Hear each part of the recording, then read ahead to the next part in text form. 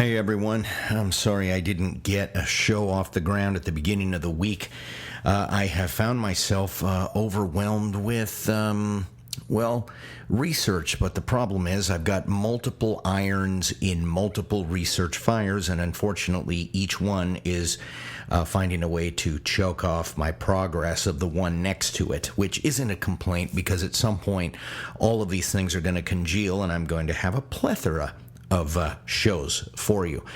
But I wanted to talk about I don't know how philosophical I wanted to be about this, but there is a tool that I am employing that has turned into kind of a separate mission or journey.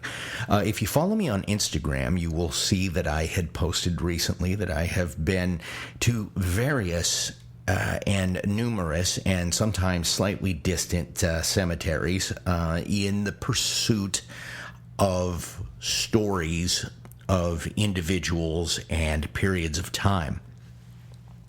I do this on purpose because I have always felt like, even though cemeteries are, no pun intended, a dead patch, so to speak, there is something to be said about the implied history that you can feel when you walk through them. And I don't mean any kind of strange metaphysical power of any kind. I just simply mean there are stories that are there and they are fading in the human consciousness every single day that those people lay silent. And I know that sounds like some otherworldly or self-important mission statement, but I have lately been using something that at first was only a whimsical pursuit. Many years ago, I'm going to say probably 25 years ago, I was going through a period of time where I was reading about the way people in high positions of fame had many times met rather indecorously and what we would say infamous exits. I mean, some of them, of course, involve suicide, but a lot of them involve overdoses. A lot of them involve accidents of sorts. And there have been a lot of websites dedicated to explaining the sometimes macabre nature of these people's end-of-life story. And those can be intriguing. I mean, people listen to true crime all the time, and it isn't always about the machinations in the brain of the demented person that committed the crime, but sometimes the gruesomeness of the crime committed is something that people do find interesting in a twisted and entropically vain and degrading way, I guess. We're all terminal rubberneckers at the end of the day with that sense of curiosity, but it isn't always healthy. And in this particular case, many of these articles would talk about the death of, let's say, Bing Crosby. Now, Bing Crosby, and I'm just using him as an example, I remember reading the story, and it talked about how he was on the golf course when he succumbed to a heart attack. And then within this article was a link to a site called Find a Grave. Now, when I first saw it, it felt kind of campy and it felt kind of macabre because it was taking you to the picture of their grave, and it talked about when they were born and when they died. And if you go to findagrave.com, their logo is sort of purple with a font that will remind you of Disney's Haunted Mansion. And so there is a slightly, campy or comical patina that is on the site. However, somewhere over the years it went and it graduated from being something that was just simply a place for rubberneckers to see where the rich and famous passed away and where you could locate them if you wanted to go lionize them or leaf flowers or something like that. And it became a tool utilized by everyday people. I was surprised last December at the loss of my mother to find out that someone had created an account for my father's grave, who had passed away 20 years prior. And it was just placed there by a charitable soul who is engaged in a pursuit that I find to be incredibly noble. And it was simply someone that most likely did not know my father, but was passing through the cemetery, took a photo of the plot, took down the general information, and looked up to see if anyone had created his essential story on Find a Grave, and they created it. And there it is sit. And I was surprised to find that there were other accounts connected to it. His sisters, my aunts, uncles, my great-grandmother and grandfather, or not my great-grandmother, but my grandmother and grandfather, who I never met. They were passed away long before I was ever born, and I knew very little about them. I actually have seen photos of where they are buried in Texas now. So there is an entire world out there that has this sort of desire to keep what was in the past from completely falling off the spectrum of human consciousness. And there are people that will go around and do this en masse. They will create these accounts hoping to have family members contact them one day and say, hey, would you mind if I took control of that account that you created for my father? I have done this myself. I have messaged the person who created my father's, and they have not gotten back to me. And I saw that when they created this many years ago now, that they were already stating that they were in ill health. And so I don't know what to say really about that, other than the fact that maybe they've passed on, and then I can appeal to the website makers themselves. Anyway, my whole point of this is to say the following. There is a virtue in this. There is a virtue in possibly taking a single forgotten person and telling their story. And I think that it would be a noble thing for anyone that, if you're going to visit a cemetery someday, or you have someone that you frequently visit in your life, make one of those accounts and have it on your phone. And when you go to the cemetery, or before you go there, look, and you will find there are many, many requests from family that are nowhere near where you are, that are asking for a simple photo of their loved one's grave. And many times, if you're able to find it, sometimes this can be a chore. You take a photo of it, maybe any other information. You can even provide GPS information of its location and just simply add it. It provides comfort to someone else. It provides information to someone who truly desires it. And this sort of has now erupted for me in the most interesting sense. I had the pleasure recently of doing a podcast.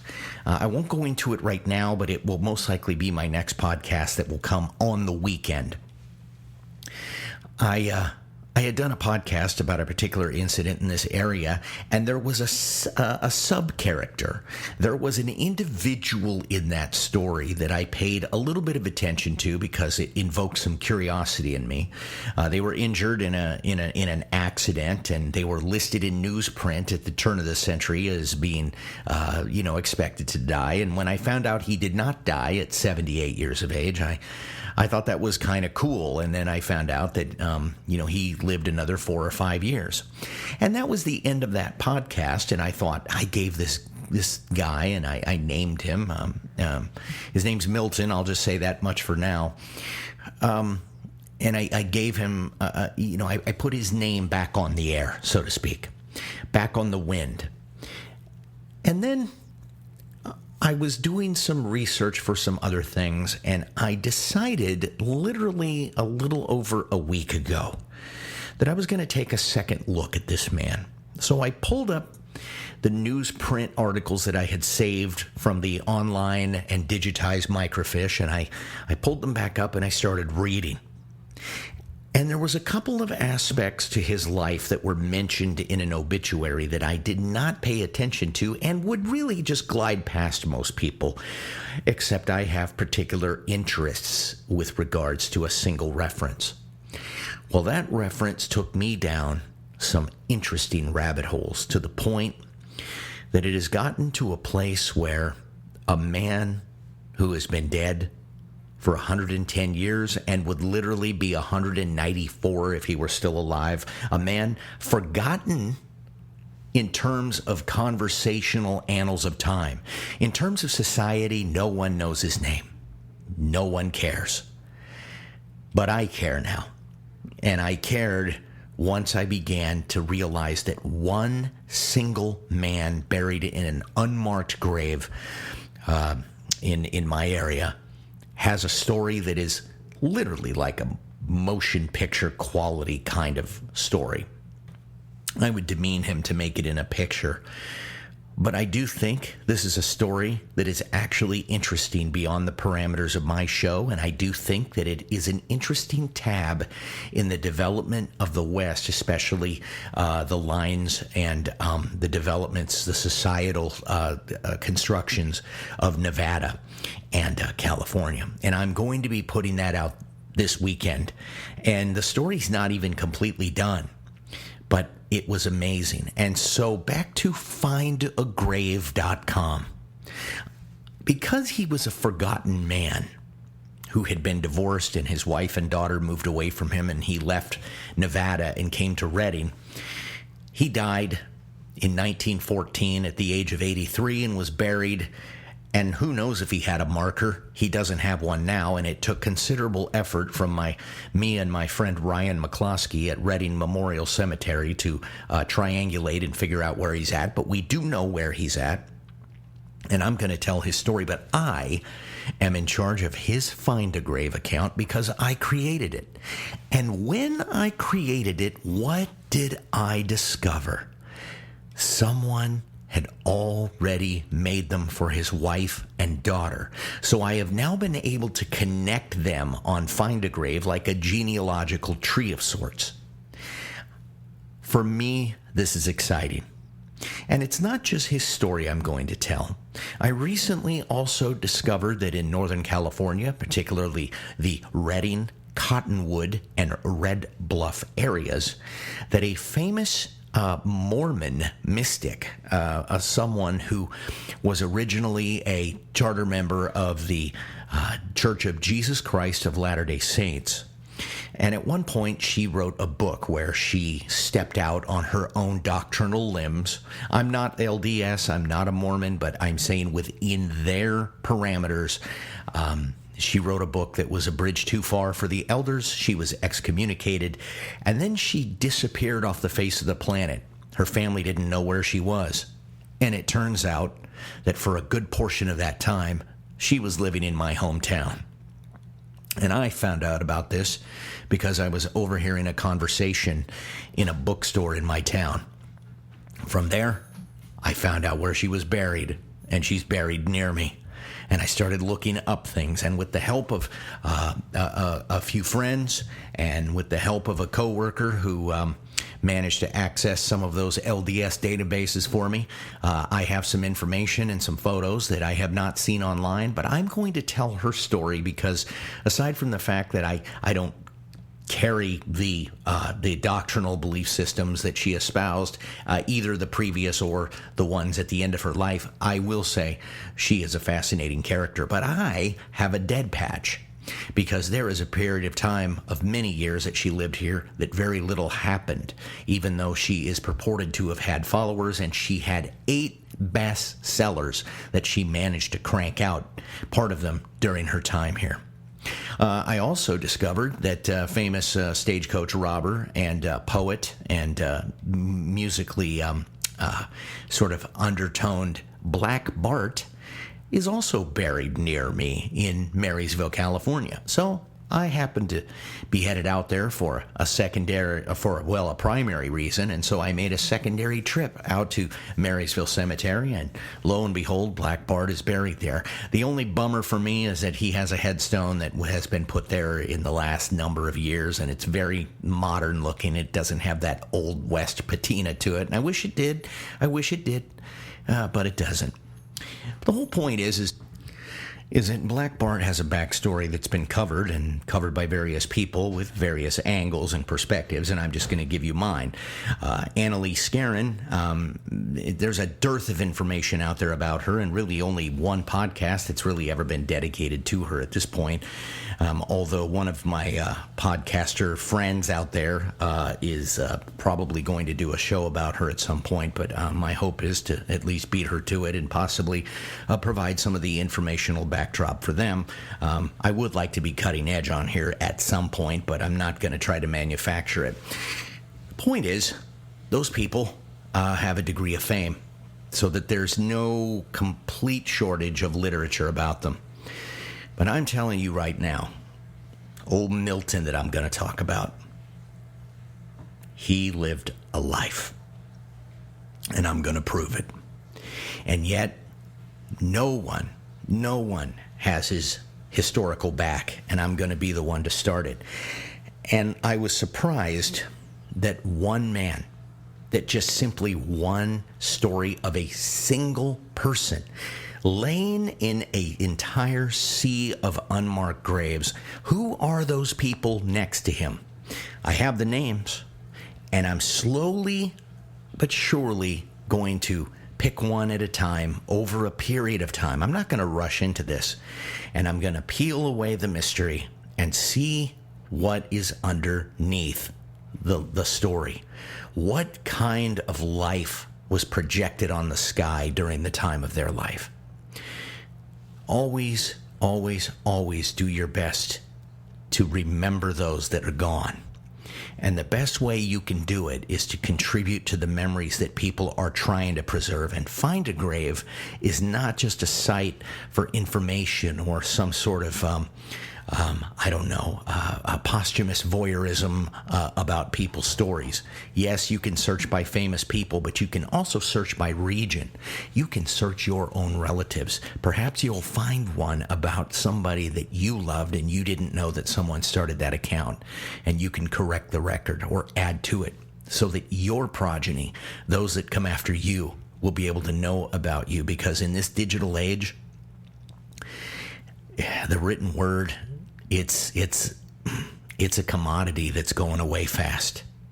Anyway, a lot of weird speechifying, a lot of weird side storytelling, not my usual style here.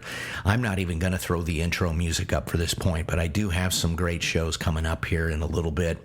And that's also going to include, I am finally going to get to, I had posted on Instagram some time ago a picture of Hunter S. Thompson's book on the Hells Angels. Well, I had a chat with them, and I'm going to have a story about them, but really about, ironically, there's going to be a TED Talk sort of idea behind the idea of where a singular, charismatic, gifted leader can make the difference between success and oblivion. And I define the word success in the most Hell's Angels sort of way when I do that. I'll go into that one later. Anyway, guys, this is Ron from box number 7.